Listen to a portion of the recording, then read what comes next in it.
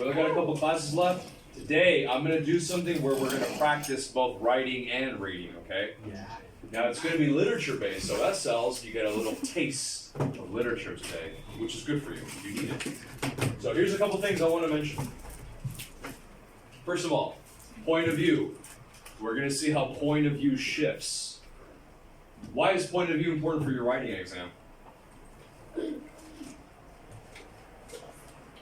The structure, good. I need to feel your point of view coming through in your writing, no matter speech, blog, or letter.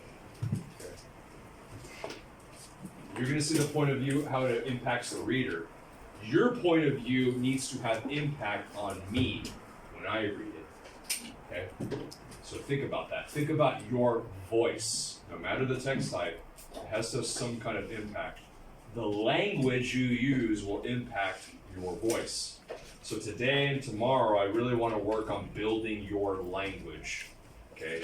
And I don't mean just using SAT vocabulary or funny idioms. It's more than that. It's how believable is it? Is it right in context? Okay? Word choice, that's where your word choice comes in, okay? Another word for word choice is... Very good, Priscilla. A short story, okay? It's called The Setting Sun in the Rolling World. So let's just analyze that title for a moment. Let's think about any symbolism or figurative language associated with a setting sun in a rolling world. Setting sun. So first of all, let's think of all the ideas of what suns symbolize. Various things. Let's get some ideas about symbolism of sun. Go ahead. Start spitting out ideas. Hope. Hope springs eternal, as we say. Hope. Sorry? Future. Good. Masculinity. Really? I'm curious. Calvin, I've never heard that one before. How does the sun symbolize masculinity? Yeah, when you see the sun rises, you feel a kind of internal force inside your body. But that's more power. Yeah, but I think masculinity is a more precise word to express that specific feeling. Okay. Well, actually, Calvin may not be completely wrong. And when we in Alchemist we talk about yin and yang. Yeah. It's masculine, feminine, right? And which is masculine, which is feminine. The white one is masculine, the black one is feminine, right?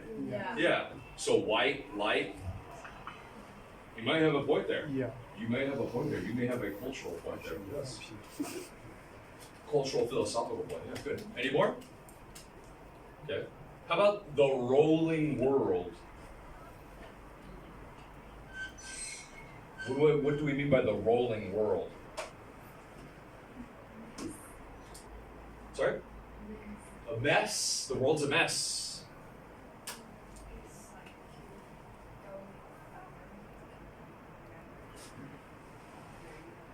Yeah, again, to go back to the Alchemist, we talk about the desert. The desert is a symbol of constant. That some things are constant, some things are set, some things are factual. This is what I meant by perspective. In our perspective, the sun goes up and down. So we think the sun is going around us, but is that the truth? No, it's not. What's the truth? We're going around the sun. That's what I mean by perspective, okay? So this short story is about a generational perspective. You're going to see the relationship between a father and his son, detail. That's what we mean by generation. How you see something, your father or mother will look at it very... The first... How about up to here? Right there. Too much of that of a father. Any volunteer? All right, Carrie, go ahead. The old man tells himself getting angry again, but this would be the last day he would talk to himself. If his son was going away, he must not be angry. He would be equal to a curse. He himself had taken chances before in his own time, but he felt sorry for his father. Okay, so that's interesting. If you notice here, he himself had taken chances before in his own time. That's a prepositional phrase, in his own time. But what does he mean by that? When he was, not necessarily a boy, but when he was a young man. What do we mean? Why do we associate our time with youth? What's the connection? Why is it that it's not your time anymore when you're older, when you're an old man? That could be something, yeah, you have other responsibilities. It's not about you anymore. When you're young, it's more about you. Also, the older you get, the closer you are to death. Okay? That's something to think about too. So again, prepositional phrases, I would implore that you use some of those in your writing exam, but let's continue on. Can we get another someone from, let's start here and go to about, let's just finish it. Someone else read the finish it. Anybody? Volunteer? How about Kathy? He had work his life for his family and would bring the opportunity. He saw nothing wrong with his asking him back for his son. Lions had long since vanished, but he knew whose family was afraid. Animals that were rather false than lions, meats that would not be able to protected animals. He thought of it like not a bird and he thought of animals. Okay, lots of great figurative language here. Great figurative language. Let's look here. He saw nothing now. Oh, sorry, let's go back. Slaved for his family. Slave can be used as a verb. Now, do we mean a literal slave? No. So what does that mean if you're slaving for work? Not only are you working hard, you're doing hard physical labor that does not pay much, that's not very rewarding. That's the idea.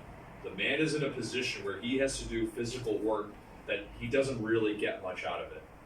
But he mentions that the land does not betray him. So in a sense, he's referring to the land as a living thing. Okay? He's taking something that is very vague and very complex and humanizing it, personalizing it, okay? Personification. Here's a good one. Lions had long since vanished, but he knew of worse animals of prey. Who is he talking about?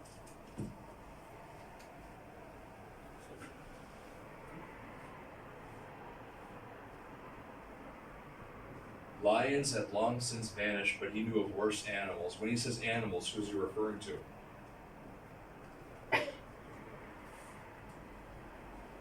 Is it not obvious? Not himself. People in general. Okay? He's making a comparison from people to lions. Wore redder claws. He's saying that humans are worse or more violent than lions.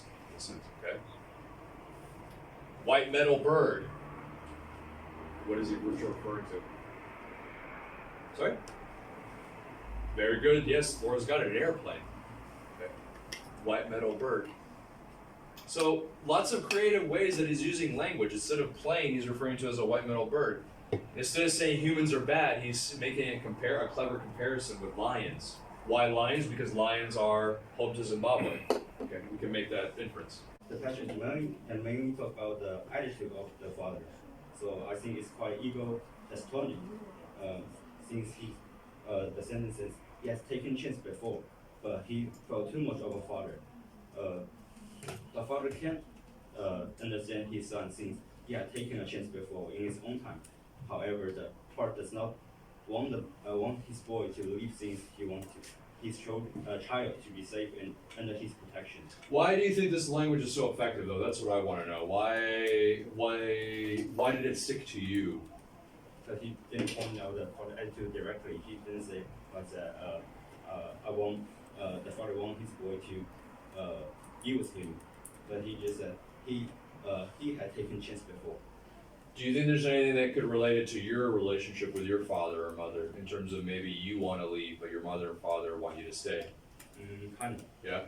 In what way? They do not chat or talk to me directly, but he just maybe express his feelings through his face. Okay. Yeah, very good, very good. Thank you. Let's get an SL group, HL group. How about since they've been talking the whole time, let's get Ivy. Yeah, I've been hearing you mumbling over there the whole time. And Gabby, too, while we're at it. I've heard you going...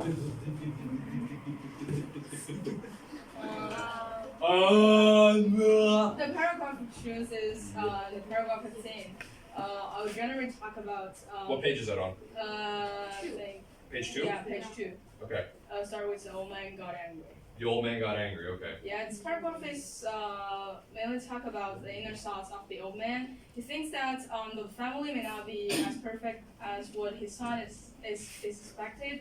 It is poor and close to broken, but it still plays an essential role in holding the family members together. So in his point of view, his son is too innocent and young compared to the great complex world where even experienced men are suffered a lot. Thus, from the paragraph 15, we may conclude that the old man is a relatively conservative, cynical, or a bit pessimistic person. And there might be a huge generation gap between himself and his son.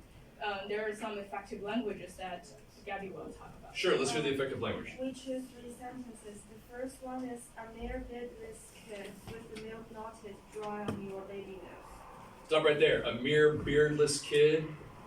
Kid with the milk not yet dry on your baby nose. What milk is he referring to? The mother. The mother's milk, right? A beardless kid. So what do we? Yes, Gabby. Could you explain why this language is effective? The beardless kid with the milk not yet dry on your baby nose means the man is younger than Eve.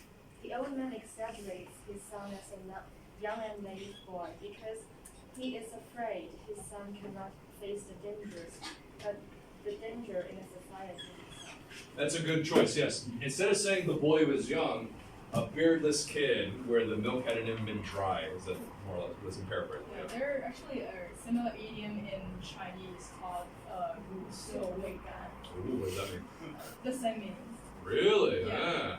As you can see, even though this takes place in Zimbabwe, very far away from China, there is a cultural connection that you can still make. Very good. But the second sentence is, men twice your age have gone and returned with their backs broken if they returned at all. Can you find this? Facts broken. Is in the same paragraph. Yeah. Okay. Twice your age means the man has more life experience than you. Broken back does not really mean the back is smashed into pieces. It means someone is beaten black and blue. The old man thinks that even the man with more experiences can be beaten black and blue in the face of the great treasures world, let alone his inexperienced son. Very good. Very good. Very good. Thank you. The third sentence is false honeybird that leads you the whole day through the forest to a snake's nest. False honeybird. I like that. Can you find this sentence? Yeah. False honeybird that leads you the whole day through the forest to a snake's nest. Honeybirds here symbolize someone that has a kind outlook, but actually is very dark inside. They tease you the whole day and lead you to a snake's nest. Snake's nest here symbolizes the place where invisible danger inside. The old man thinks that his son will meet some guy like the honeybirds in his journey. Very good. That's excellent, Gabby. Thank you. Rather than saying that, oh, you know what, this journey you're taking, rather than saying somebody's going to take advantage of you in a very clever way, he mentions honeybirds and snake's nest. Okay? That's very good. I think it's very creative and it's a very interesting way to use figurative language to say something, to take a simple idea and make it that much better, make it that much stronger, much more impactful. Okay? I don't expect you to write like this because this is done by a professional author, but this is the kind of language that definitely will lead to your choice and your variety. Okay? And hopefully, if you write it correctly, even better. All right? Thank you very much. Gabby and I, excellent. Those of speech and blog that were very successful. Someone send that to you right now. Let's do that. Yeah. Letter. I sent examples of good letters a few weeks ago, right? Yeah. All right. So now I'm going to give you a blog. Now, when did you do blog? When was the last time you did blog? Summer. Summer vacation, right? Everybody did one. So I'm going to send 2. 1 HL, 1 SL. Bingo, grade 11. Should be under summer homework. HL and SL. I'm going to give you the blog of Jaime. Well done, Jaime. And hold on, who was the other person? Shay. Very good, Shay. That's 1 SL and 1 HL. Okay.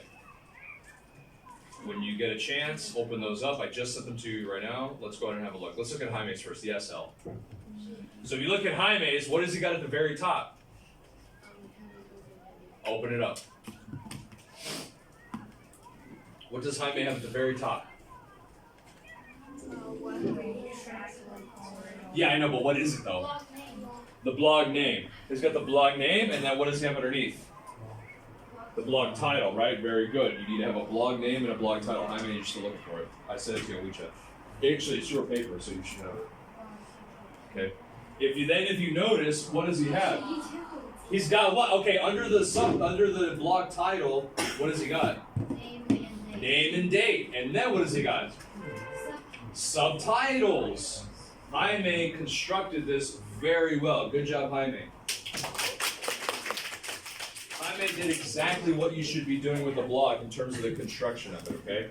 So very good. He even put photos in it. Now, I don't expect you to put photos in this, obviously, because you won't have that ability. But if you look at the structure of it, I'm hungry. Yeah. he even broke it down. Day 1, day 2, day 3. Yeah, saying I'm hungry. I didn't eat breakfast. Day 5, day 6, day 7. And then at the end, he put a reflection. So very good message. Let's see here. And if you look at the very end, what's at the very, very end? If you have any thoughts, please comment below. And he's got a picture of Weibo on WeChat. Exactly. Remember, what's the purpose of a blog? Interaction and start a conversation with people online, okay? You are inviting people for an online discussion. So as you see, language, very good, very creative. The message, message is almost perfect. It's excellent.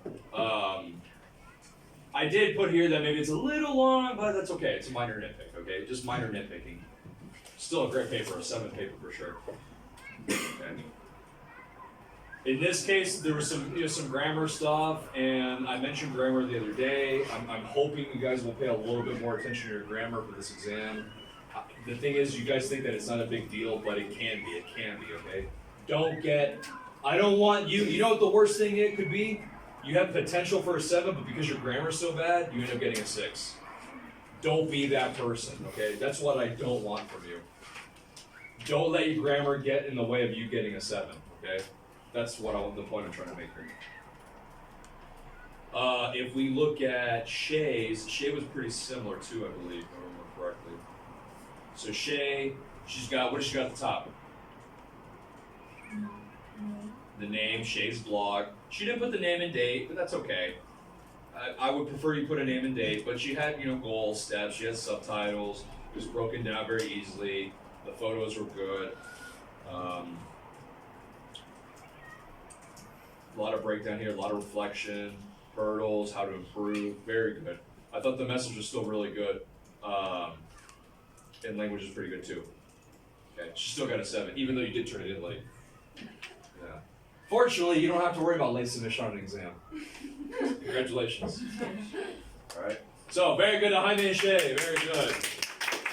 Well done on blogs. Let's go to speech. It's been a while since we've done speech. I had to dig through. But I did find 2 examples of speech that I thought were pretty effective.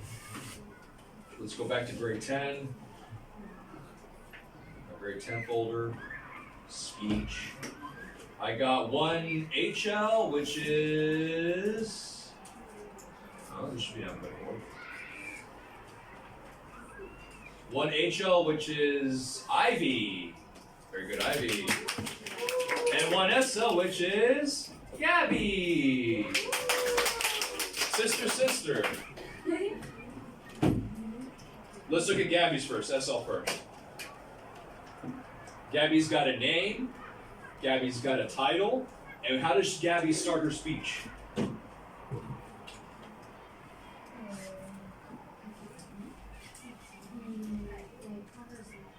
These are not rhetorical questions, they are rhetorical statements. Okay? Why is Gabby doing this? You're so hideous, you don't deserve to be a doctor, why don't you die? Why is Gabby doing this?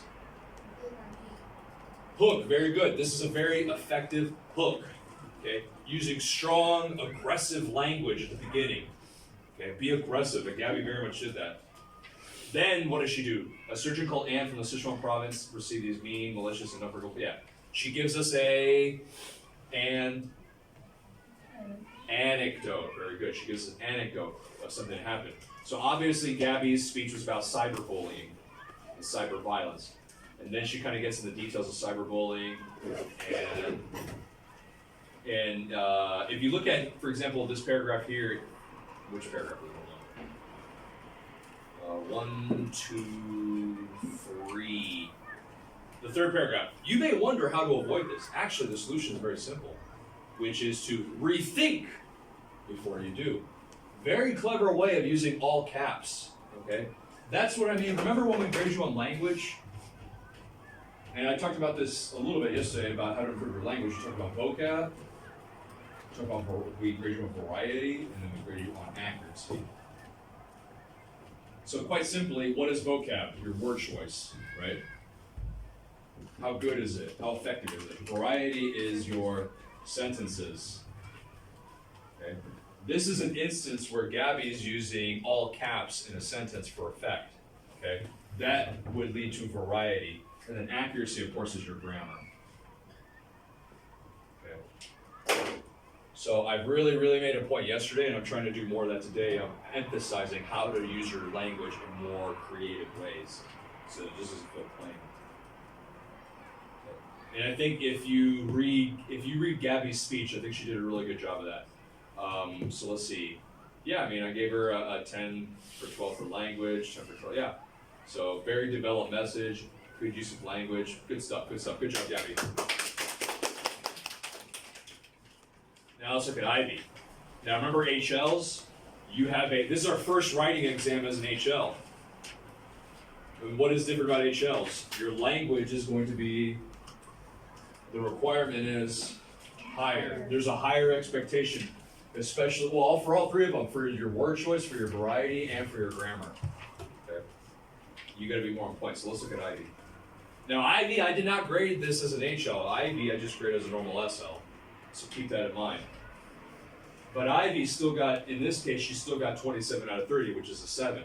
So even even if I use an HL, there's still a chance she would still be a 7. Okay. So HLs, if you're looking at that one, keep that in mind. How does Ivy start her speech? I know, but whatever. What is the most memorable event in your life? Traveling around, getting married? What are these? Rhetorical questions, okay? She's starting her speech with rhetorical questions. Rhetorical questions, anecdotes, aggressive language, strong adjectives. This is how you start a speech. Then she gives an anecdote. In 2019, Tsinghua University, blah, blah, blah, blah. And she kind of references a news report. Then she kind of goes into the story. A lot of good, strong language from, I'm not going to read the whole thing, but if you look at Ivy's, there's some good language. There is a lot of grammar mistakes here, don't get me wrong, as you can see. There's a lot of red in here. But in terms of the word choice, I mean, I still gave her an 11 because the word choice and the variety was very effective. Okay. If your word choice and variety is very good, I can forgive you on your grammar mistakes. Okay. But it has to be good. You have to be creative. You have to give more varied sentences and not so being plain. Okay. Message was pretty good. Conceptual understanding. Okay. So good job, Ivy.